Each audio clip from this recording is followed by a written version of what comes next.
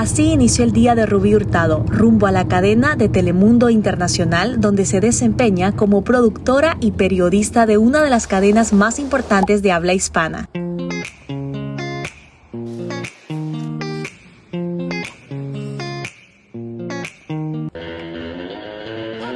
Aquí es donde inicia la acción. Rubí tiene que escribir, editar, orientar a sus compañeros sobre todo lo que tiene que ver con noticias de Cuba, México y Estados Unidos. Rubí también es antropóloga y bióloga y nos daremos cuenta más de su vida y su historia a través de Acceso 911.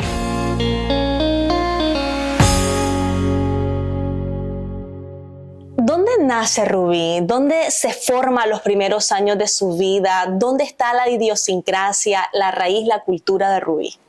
Yo nazco en Jauja, que es un pueblito en los Andes del Perú, que está a unos 3.500 metros sobre el nivel del mar. Entonces es muy diferente a donde estamos ahora, porque hay mucha montaña, no hay mar, y es un lugar que representa mucho en la historia del Perú, incluso antes de que sea el Perú. Y pues al ser un lugar también un poco alejado por la altura, pues se ha mantenido en el tiempo, ¿no? Entonces hay muchas cosas que se mantienen hoy en día como intactas, y eso es muy bonito porque la modernidad y la globalización nos han dado muchas cosas buenas, pero también muchas cosas que no lo son. Entonces es un lugar donde se come rico todavía, donde la gente siembra, donde hay menos distancia de lo que se siembra a lo que tú te lo comes, donde hay mucha fiesta, mucha música. Es un lugar muy bonito. Ustedes se preguntarán, están rodeadas de música, de instrumentos musicales, y es que vos creciste literalmente porque tu papá es músico y le heredó a ustedes la música también. Bueno, no solo mi papá. Mi madre es una cantante hermosísima, tiene una forma, quizás una de las pocas que todavía mantienen algunos de los géneros musicales como ella los canta. Y no solo ellos, sino mis tías, mis tíos, mis abuelos, porque en ese lugar el canto y el baile es esencial para la vida. Y no es algo que lo hace solamente un artista en el escenario y los demás no participamos. Es una cosa comunal, es una cosa que se hace en el pueblo, es una cosa participativa de todos. Entonces no es algo separado, y eso es lo que yo aprendí cuando vine aquí, no, que es una cosa muy separada. Para nosotros no, es una forma de vida, es como comer nacatamales. Ay, así, sí. Es igual sentarse a tocar música para nosotros. Entonces no necesariamente es un trabajo o una forma de que uno se separa y que uno va a un escenario, o una forma de entretenimiento, es una forma de vida simplemente. Entonces nosotros heredamos eso. Y bueno, cuando llegamos aquí, pues lo continuamos haciendo ya de otra manera, porque aquí se ve de otra manera, ¿no? Pero siempre nosotros estamos rodeados de música, y mi padre sí hizo que sea un poco más sistemático para enseñar a otros niños, ¿no? Y que entiendan que así como en la escuela no te preguntan a ti si vas a ser matemático, sino que te dan la matemática porque es importante para tu desarrollo, se entienda que la música también es importante para el desarrollo del ser humano, ¿no? Y por muchísimas cosas. Entonces, en eso estamos nosotros, ¿no? En la investigación y en el fomentar la música como un arma para que tú puedas desarrollarte en muchos aspectos de la vida. ¿Qué significa Jauja, el nombre específico, perdón, de la comunidad donde vos creciste? Se llama Jauja. Jauja. Okay. Y viene, bueno, Jauja, hay muchas leyendas. Si fuéramos a España, por ejemplo, y le contamos a alguien que yo soy de Jauja, que me ha pasado con los españoles, es parte de una leyenda. Yo no sé si se acuerdan del cuento de Pinocho, cuando Pinocho se va a un lugar donde no importa trabajar y donde hay mucha diversión, ¿no? Esa es parte de una leyenda europea. Y entonces esa leyenda, el lugar donde pasa eso, donde la leche corre como los ríos o el dinero crece en los árboles, a eso se le dice Jauja.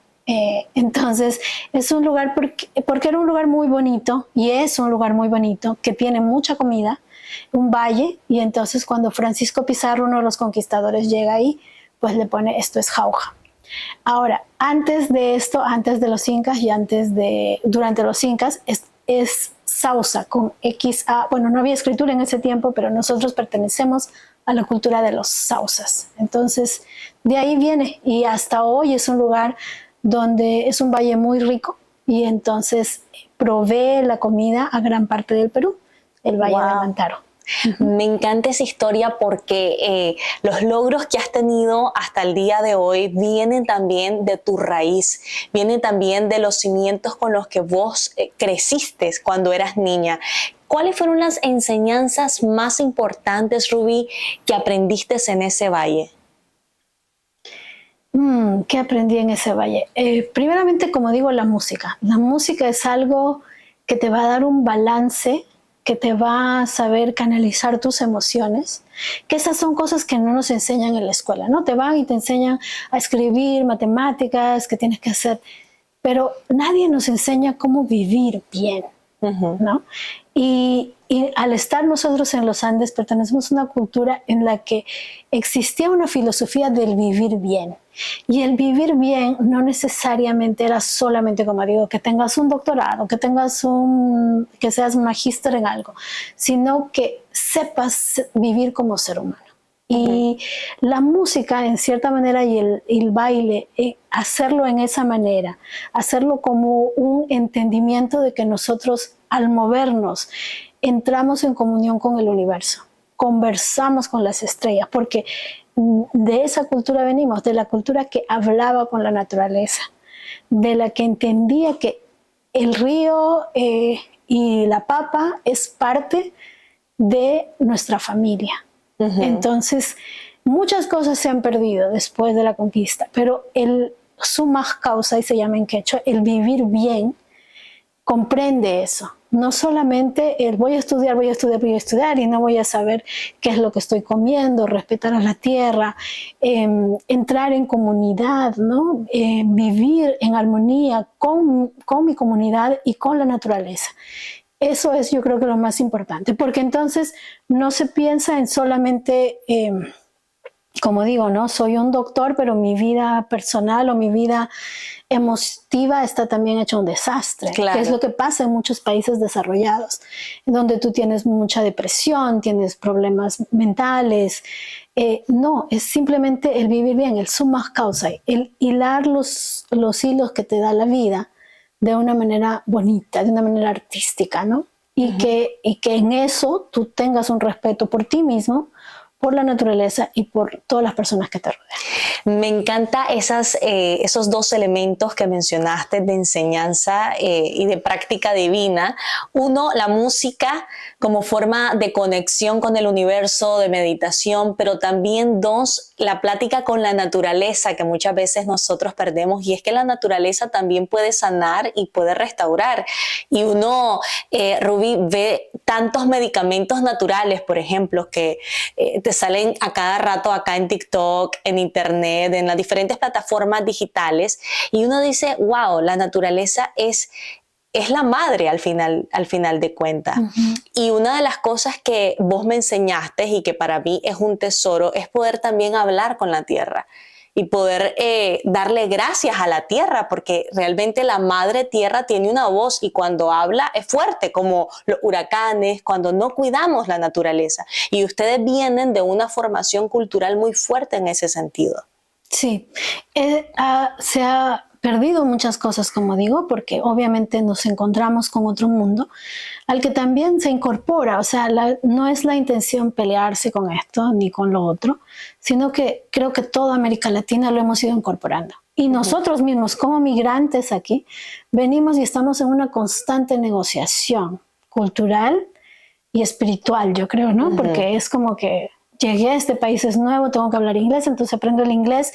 Ya aprendo, al aprender el inglés, aprendo nuevos sentimientos, nuevas formas de pensar, pero al mismo tiempo no dejo de lo mío, ¿no? Por ejemplo, sí, en antropología médica se habla de la paradoja hispana.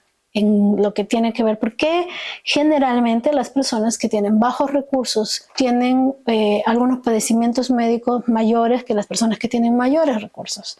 Sin embargo, hace un tiempo se hablaba de la paradoja hispana. ¿Qué es la paradoja hispana? La paradoja hispana es por qué los hispanos, pese a que tienen menos recursos, en muchos casos, no sufren de estos problemas.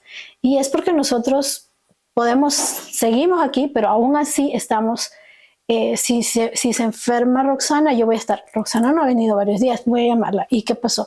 Te llevo una sopita, Roxana, y te agarro, y no es lo mismo con otras culturas, que no, déjala sola, quizás necesite un tiempo, no la vamos a ver.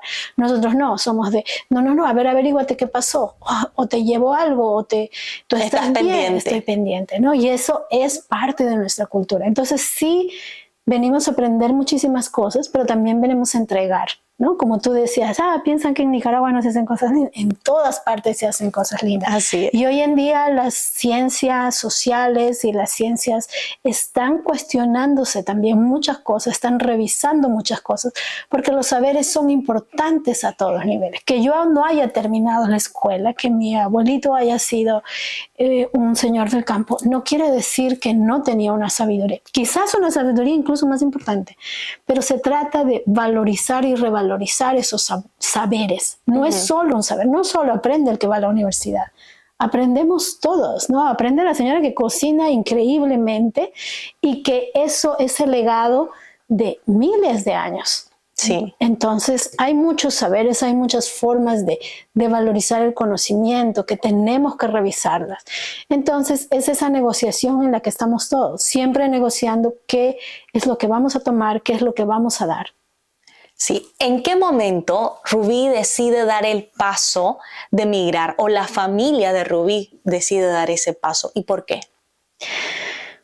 Eso sí fue un capítulo un poco tenso porque el Perú estaba pasando por un momento difícil, ¿no? Teníamos una guerra interna que era parte de las guerrillas y por otro lado elegimos a un presidente que decidió deshacer el Congreso y tomar poderes autoritarios, que sigue pasando, ¿no? En toda América Latina e incluso en otros países.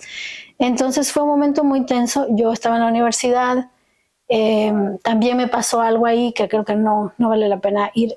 Es un capítulo un poco largo, pero sí fue ya un poco difícil continuar en el país. No podíamos volver a Jauja porque habíamos viajado a Lima, estaba yo estudiando allá, mi papá trabajaba en el Congreso.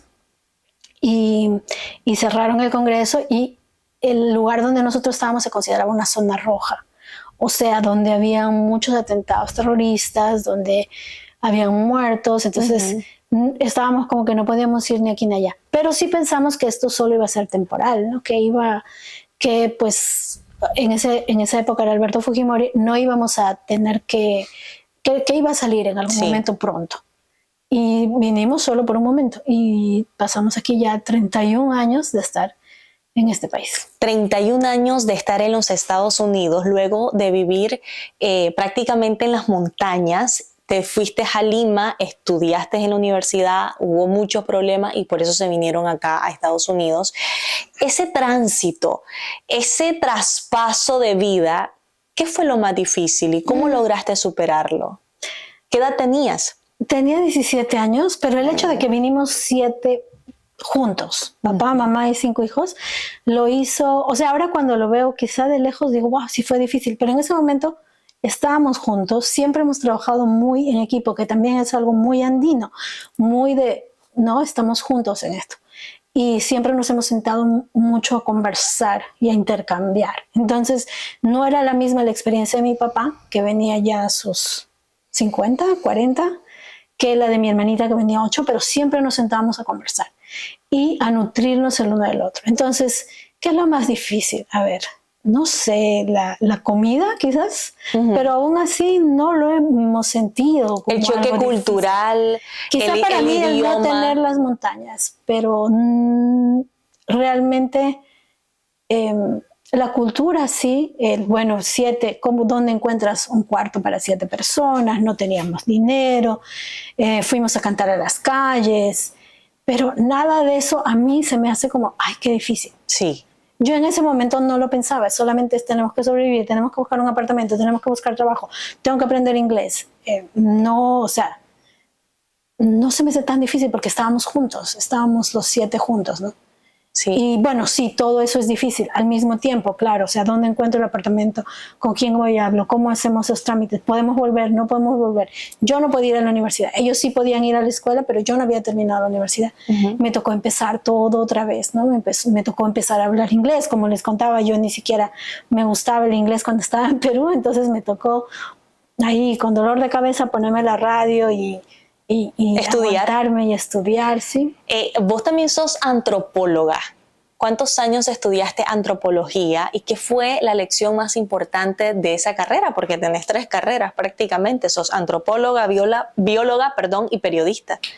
Sí, la antropología, porque creo que mi padre es sociólogo y viene de las ciencias sociales, y siempre creo que innatamente la antropología estudia las culturas, y no solamente las culturas de vámonos a un lugarcito en África ni en las montañas del Perú, sino que las culturas se estudian hoy en día, la cultura corporativa de, no sé, de Telemundo, de Starbucks, de Miami. Entonces, siempre he tenido un ojo para ver eso, ¿no? Sí, siempre he sido un poco una traductora cultural, y creo que el ser migrante te ayuda incluso más a eso, ¿no? Porque uno está mirando, aquí las cosas no son como las hacía yo. Y entonces muchas cosas que uno las toma como, sentido común, pues no, hay que ver y dar un pasito atrás y estudiarlas, ¿no? Siempre había querido estudiar antropología, pero pues a mí se me presentaron las cosas, creo que a muchas personas de bajos recursos, no es como que, yo quiero ser astronauta, sino lo que está ahí al frente, y lo que está lo tomas porque es lo que hay. ¿Y lo que estaba en ese momento qué era? Lo que estuvo en ese momento para mí fue la música. Ajá. Porque bueno, cuando empecé el periodismo en Perú, lo empecé, la verdad, ni sé por qué. Porque yo quería estudiar educación, pero se dio y era como que era más fácil ingresar ahí, y empecé comunicación social.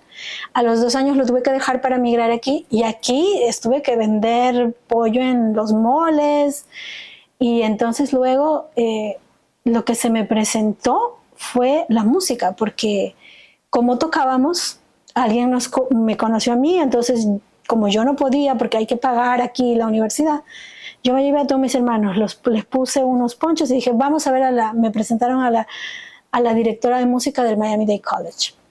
Y entonces me fui, yo no hablaba nada inglés, ni le entendí lo que me dijo, que dijo, si alguien quiere estudiar aquí alguna vez, por favor, que me hable. Y entonces yo, como traduciéndome, y me dijeron, y dije yo, y fue ella que me ayudó a pagar las clases de inglés y las clases de música. Entonces yo empecé a estudiar música, y de ahí estudié cosas que ahora ni se estudian, mecanografía, algo para que yo tuviera un trabajo, para poder pagar, ayudar a pagar mi casa, ayudar a pagar la comida, ¿no? Porque yo era la mayor de los hermanos. ¿En qué momento la televisión entra a tu vida? ¿Cómo fue ese proceso para llegar? O sea, vemos acá un Emmy, por ejemplo. No es tan fácil. O sea, lograste darle a tu equipo, entre todo un equipo, realmente lograr un Emmy. Sí, a ver cómo fue. Pues al terminar yo el college, ya iba a pasar a la universidad. El college aquí es más barato, entonces es mejor hacer los primeros años ahí.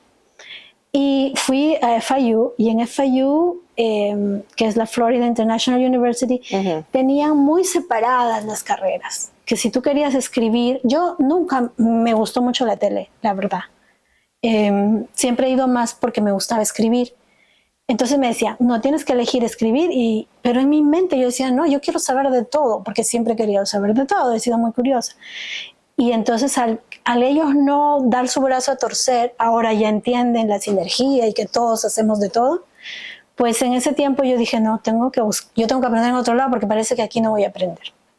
Elegí escritura, prensa escrita, pero de ahí me empecé a buscar un internado, ¿no? Que es como una pasantía aquí. Ajá. Entonces empecé a llamar, me acuerdo, a la directora del Nuevo Herald, hasta que me atendiera el teléfono, y luego decirle, yo hago lo que sea, pero quiero aprender. Y en ese tiempo, el periódico tenía una alianza con una radio que recién comenzaba, y era una radio que le habían comenzado gente que había trabajado en Univisión, que ¿no? Un poco que unía a todo el mundo. Sí. Estaba en ese tiempo de Telemundo Pedro Cersec, venían a sustituir a María Elena Salinas de Univisión, y entonces ellos me mandan al show del periódico que salía por la radio. Y yo ahí empecé a hacer 15,000 cosas, ¿no? 15,000 cosas, me emocioné muchísimo porque ya estaba aprendiendo, a diferencia de la universidad, donde me sentaban a aprender. Y ahí estaba en lo práctico. Estaba en lo práctico y estaba así como emocionadísima. Y fue así como entré en el mundo de las comunicaciones. Y la televisión cerró la radio y estaba buscando un trabajo. Y me acuerdo que fui a Telemundo escribí mi hoja de vida. Yo había ya cubierto varias cosas y tenía contacto con la gente de Univisión y de Telemundo, porque ellos trabajaban en la radio. Entonces alguien me recomendó que fuera, que hablara con tal. Y me acuerdo de la persona que me dijo, ¿tú has hecho televisión? Y dije, no, la verdad que no. ¿Has visto televisión? Sí, lo he visto. Suficiente. Porque vio y yo le empecé a contar, ¿no? Lo que yo había hecho, que yo siempre he sido soy muy apasionada, creo que por lo que hago, ¿no? Entonces, por ejemplo, una vez me mandaron a cubrir el tráfico de Fresno, California. Desde aquí, desde el Doral, sentada en mi máquina, yo, mándenme a Fresno, quiero saber cómo es Fresno, que no sé qué. Y me acuerdo todavía, ahora un ejecutivo con el que he vuelto a trabajar, me dijo, no, pues anda a Homestead, ahí se parece, y yo no. Entonces yo tomé vacaciones, compré mi pasaje, me fui a California, me fui a ver a la gente, me fui a ver a la audiencia, me fui a ver cómo se veía y siempre he tenido eso, de que yo quiero estudiar mi audiencia, quiero servirles bien, quiero, aparte de lo que los otros digan, ¿no? De lo que me quieran mandar o no mandar, siempre ha sido para mí así, algo que me gustaba mucho, ¿no? O sea, y hace poco hemos cubierto las elecciones de México, por ejemplo, y me acuerdo cuando recién comenzaba, que acababa el PRI, entonces me amanecía leyendo y viendo, y para mí que me dieran un poquito de trabajo, que todo esto yo ya lo empezaba a hacer gratis, porque yo solo había entrado por el periódico, yo me quedaba y me quedaba y me quedaba, hasta que un día... La importancia de estar ahí. Sí, y hasta que un día les dije, necesito ganar dinero. Ah, no, yo no fui, ¿no? Entonces me dijeron, ¿dónde estás? Y dije, ¿cómo que dónde estoy? En mi casa. Porque ya les había dicho que yo necesitaba ganar dinero, porque yo no era rica y necesitaba trabajar. Pero ellos estaban felices con que yo les ayudara, escribía las preguntas y así. Entonces me dijeron que volviera, ¿no? Entonces ahí ya negocié algo, porque si no yo me tenía que ir a trabajar en una cafetería, porque me encantaba, pero necesitaba ganar dinero. Claro. Y todos ahí fueron mis maestros. La verdad que la universidad yo le agradezco mucho, pero la verdad lo aprendí en la práctica. Completamente de acuerdo. Y te quiero preguntar, ¿cómo se logra un Emmy? ¿Cómo se logra un Emmy? ¿Cómo poder trabajar en equipo para lograr ese triunfo? Porque uno podrá ver esto, pero esto solamente es una representación de todo el trabajo en equipo de años que ustedes han hecho. Sí, este fue un Emmy que se ganó ya no me acuerdo el año, pero era un equipo nuevo. Yo ya había salido del periodismo, estaba trabajando en entretenimiento, ya había hecho la antropología, ya había hecho muchas cosas y entonces volvía un poco más fresca también, creo, ¿no? Porque sí, el trabajo periodístico es muy agotador, es muy agotador. Pero yo al tener diferentes vidas casi, porque yo sí estaba un día metida mucho en la política y al otro día por mi cultura, yo estaba bailando en un lugar, poniéndome una máscara y entrando en un personaje o en la música. Creo que esos espacios, es como la meditación, ¿no? La meditación te dicen que te va a ayudar porque te da espacios para pensar, para ubicarte en el espacio, en el presente. Creo que para mí eso ha hecho la música, la danza. Y entonces ese jugar siempre en varios planos me ha permitido tener ese espacio, ese como hacer zoom out, como, ¿no? Y ver un poco más grande la foto y decir, necesito hacer otras cosas, necesito mover. Y a veces ni siquiera yo lo he planeado, sino que acababan el proyecto, hacían una reducción de personal, que al comienzo era como que, ¿no? Y luego lo entendí, que era algo maravilloso, y que iba a abrir otras puertas en mi vida. Como muchas veces, a veces nosotros hacemos cosas, Rubí, que no nos gustan del todo, pero que son necesarias. Por ejemplo, vos sos una periodista maravillosa de noticias y siempre estás empapada de la noticia. Sin embargo, a veces te tocó hacer entretenimiento. Para los que muchos podría ser wow o una pasión, para vos no lo era mucho. Y a veces nos va a tocar en la vida hacer cosas que no nos gustan. ¿Y cómo enfrentar esas cosas o situaciones que en realidad no nos sentimos felices, no nos sentimos cómodos? Sí, todas eran bendiciones, pero en ese momento de mi vida yo me fui a hacer un show de cocina, que fíjate que los periodistas a veces trabajamos tanto que ni comemos, ni cocinamos. Eso es común, sí. Entonces, cuando me llaman a hacer el show de cocina, yo quería bajar el ritmo. También estaba sin trabajo, entonces bajar el ritmo. Ya había empezado a estudiar antropología, me fui a California a estudiar. Cuando volví, es que me llamaron, ¿no? Entonces dije, cocina, bueno, y me encantó. Creo que es uno de los proyectos que más me encantaba en la vida, hacer cocina, porque en ese tiempo había vuelto de California y estaba estudiando antropología. Pero tuviste otros proyectos televisivos que no te gustaban mucho. Por eso, porque cuando el de cocina se acaba y a nosotros como equipo nos hereda Univision Studios, que hacía realities, Teletón, y shows de música, que luego, o sea, voy siendo heredada, así como sí, que... sí, claro. Y luego me encuentro así como que yo que hago un reality de belleza que me costaba tanto y era como que... Y eras la productora, o sea, eras la directora de eso. No era la directora, no. Es más, nadie sabía ni quién era. Y justo ahora acabo de hablar con una muchacha que yo trabajé con ella cuando era directora de noticias. Ellos no sabían quién era. Había un grupo que sí, otro grupo que no. El grupo como había sido heredada, me llaman y me piden que yo, creo que una de mis asignaciones era contar ropas de baño. Y yo dije, ay Dios mío, ¿a dónde he llegado? Bueno, empecé a contar ropas de baño. Y en eso había una reunión que no me habían avisado. Entonces me dicen, no, que hay una reunión, entra. Y entro y estaba todo el equipo ahí, ¿no? Y entonces el productor ejecutivo me dice, ¿y tú por qué no me has dicho quién eres? Y yo, ¿qué? Y estaba la que le asistía, una de las productoras, le había contado que yo había sido directora de noticias, ¿no? Que había sido directora de noticias. Sí, y entonces ahí es donde ya me ponen a producir un poco más, porque básicamente me tenían ahí como heredada haciendo nada. En esos momentos yo decido entrar a hacer un máster en biología, que no soy bióloga, sino tengo un máster en conservación y biología.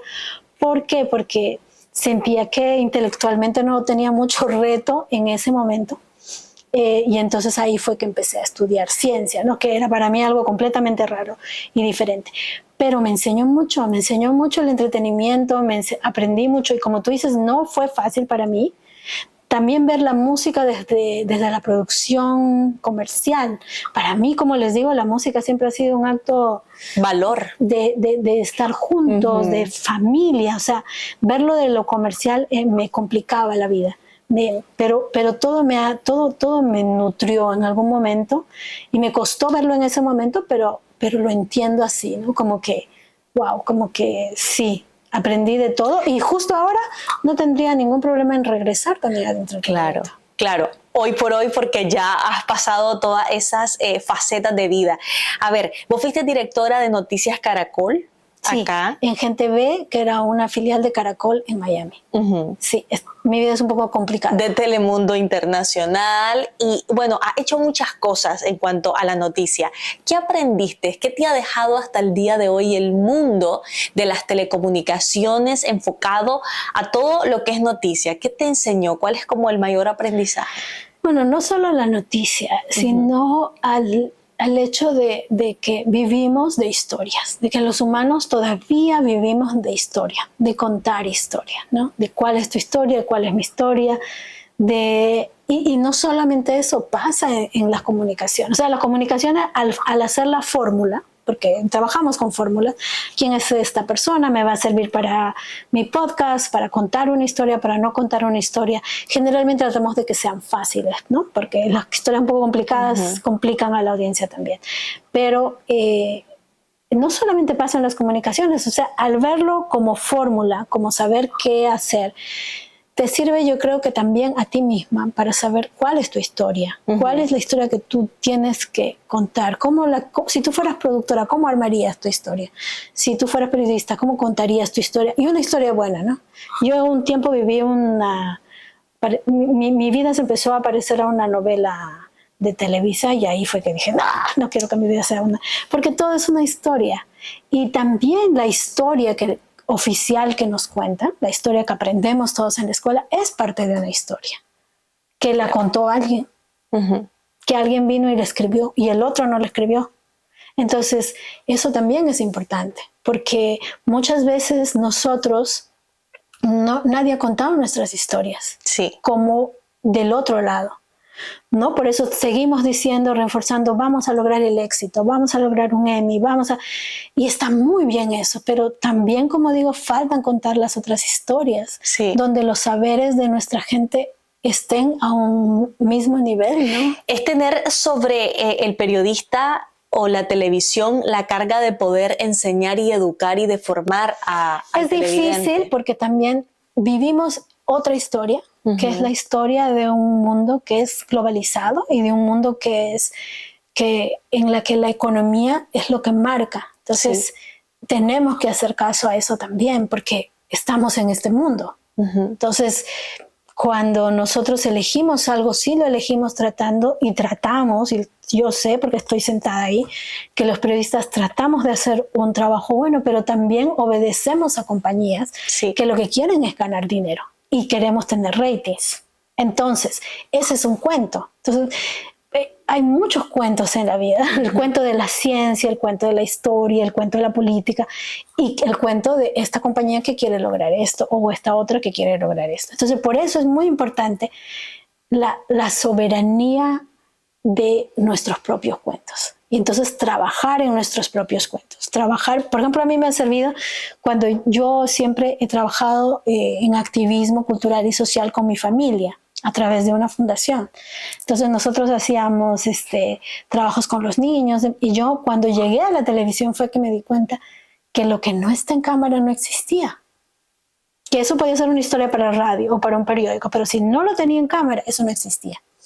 Y entonces ahí aprendí a hacer mucho trabajo en lo que se puede llamar como antropología visual porque si no existe, ¿no? A veces va al noticiero, al titular del noticiero, algo que no tiene relevancia, pero porque la imagen es buena en el sentido de que hay movimiento y destello, un pleito en un pueblito en Nicaragua.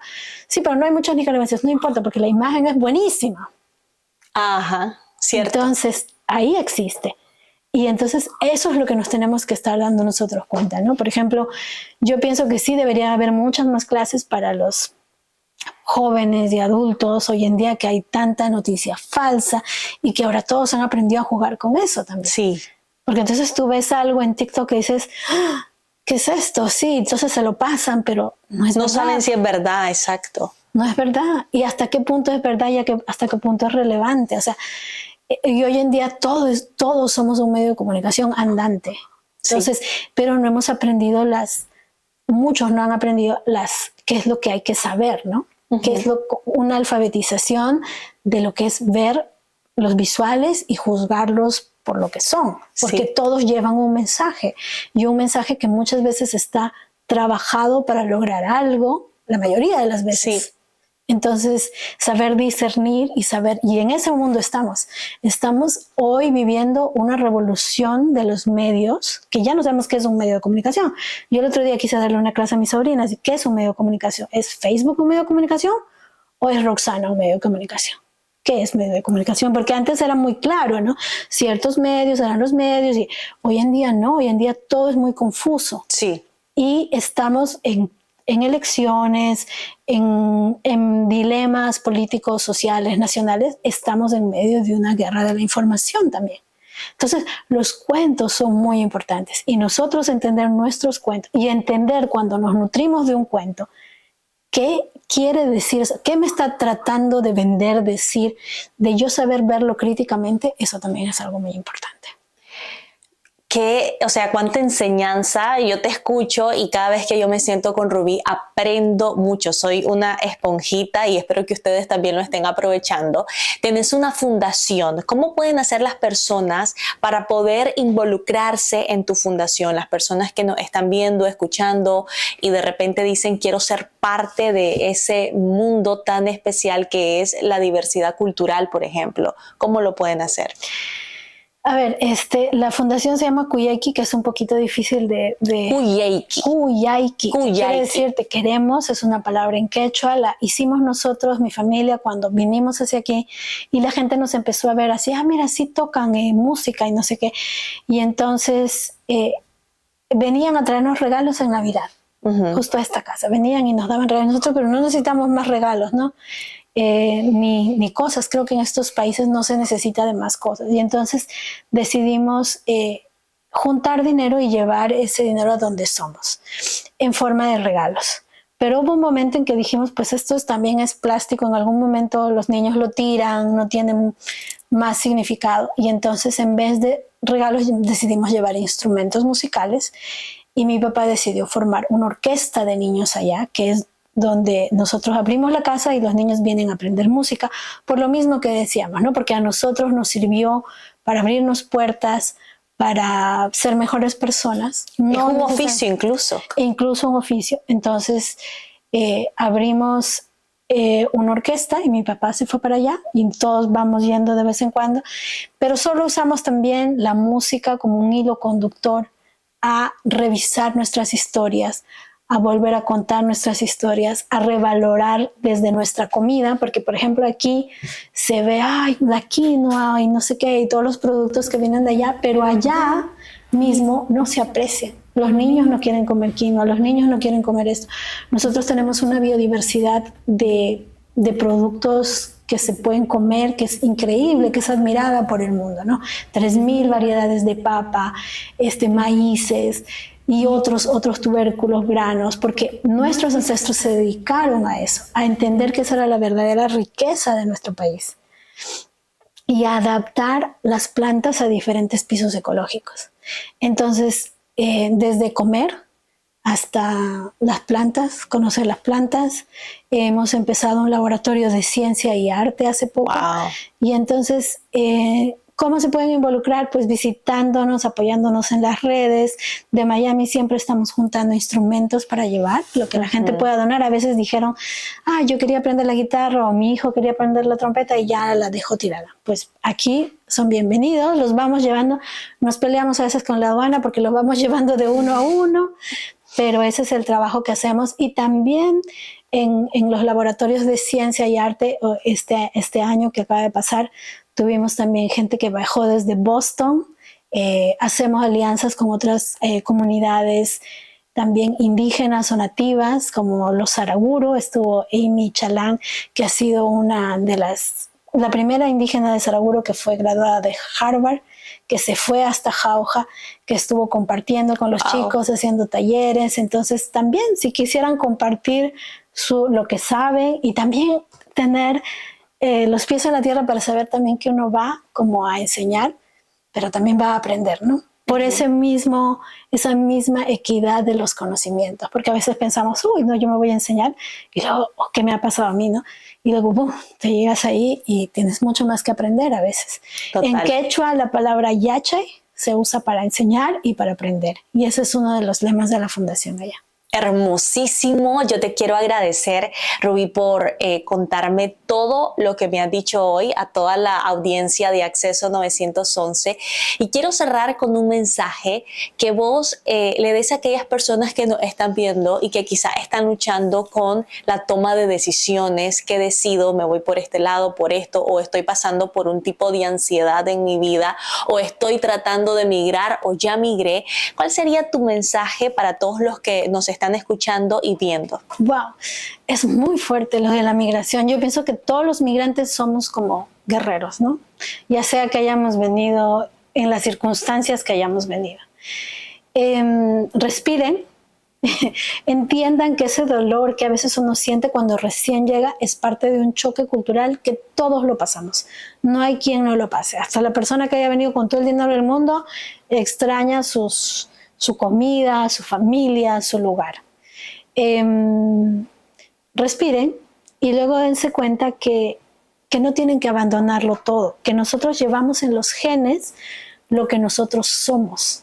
Y que nosotros somos gente muy valiente, que ha sobrevivido muchas cosas y que en nuestros genes y en nuestra cultura traemos culturas ancestrales hermosísimas, que han sabido muchísimas cosas. Si yo estoy hablando es porque yo he escarbado en mis abuelos, en mis padres, en mi cultura, en los libros y en muchas cosas. Entonces todos lo tenemos.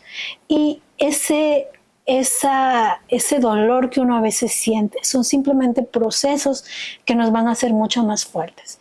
Pero sí les pido que entiendan que aquí hemos venido a aprender muchísimas cosas, pero también hemos venido a enseñar, porque también tenemos cosas maravillosas y no vamos a despreciarlas porque estamos aquí, ¿no? Y creo que no solamente por nosotros mismos, sino porque este país nos necesita, porque necesita también ese cariño que traemos, necesito esa solidaridad que tenemos entre nosotros, ese preguntarle a alguien ¿cómo estás?